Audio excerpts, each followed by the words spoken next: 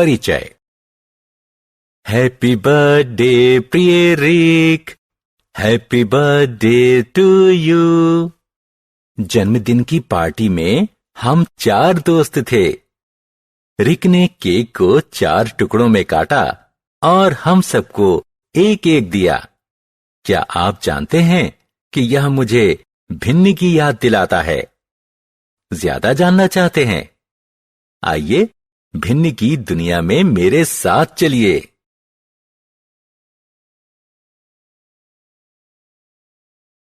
आओ सीखें। भिन्न को समझना। भिन्न के भाग को दिखाने के लिए पूर्ण का अंश बनाना।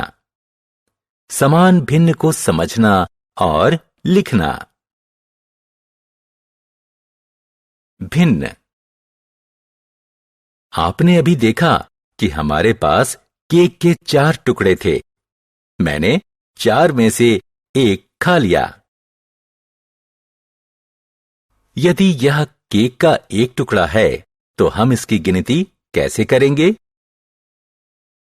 हां, हम इस प्रकार की गिनती के लिए भिन्न का प्रयोग करेंगे। एक भिन्न पूर्ण का अंश होता है। मैंने जो केक खाया उसे 1/4 के रूप में गिना जा सकता है।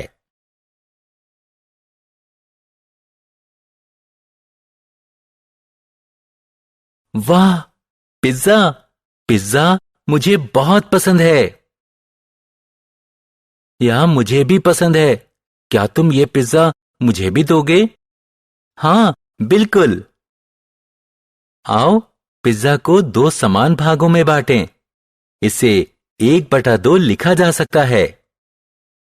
हम भी पिज्जा खाना चाहते हैं। ठीक है, आओ पिज्जा को 4 बराबर भागों में बांटें। हर भाग को 1/4 लिखा जा सकता है। अपने भिन्न को जानें। आइए अब समान भिन्नों के बारे में अध्ययन करें। नीचे दिए गए आयताकार डिब्बों को देखें। पहले चित्र में 2/4 डिब्बे नीले हैं, जबकि दूसरे चित्र में 4/8 डिब्बे नीले हैं। ध्यान से देखो, दोनों डिब्बों के नीले भाग समान हैं। इसका अर्थ है 2/4 और 4/8 को अवश्य ही समान होना चाहिए। इसलिए 2/4 और 4/8 समान भिन्न हैं।